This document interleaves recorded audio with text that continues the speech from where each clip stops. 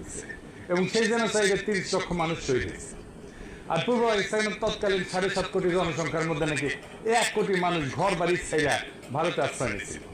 এই দুটো ছাড়াও আরো আছে 2 লক্ষ মা বোনকে নাকি ধর্ষণ করেছিল পাক বাহিনী আর তার দোসরেরা।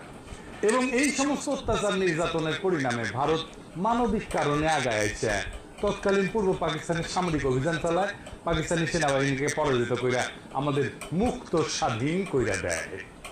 এর ফলে আমাদেরকে ভারত মাতার প্রতি চিরকৃতজ্ঞ থাকতে হবে। এখন এই ঘটনা যেগুলো বললাম এগুলো যদি আসলে সত্যি হয় তাহলে তো আমাদের আসলে ভারত মাতার প্রতি চিরকৃতজ্ঞ থাকা উচিত, কিন্তু উপরে প্রত্যেকটা দাবি ডাহা মিথ্যা, একদম ডাহা মিথ্যা কথা। আমরা ভারত মাতার সোর্স থেকে আজকের এপিসোডে প্রমাণ করে দেখাবো যে গণহত্যা আর 1 কোটি লোকের ভারতে আশ্রয় নেওয়ার দাবিগুলা ডাহা মিথ্যা। 2 লক্ষ দর্শনের মিথ আমরা আরেকটা এপিসোডে ভাঙবো, এইটাতে না, কারণ এই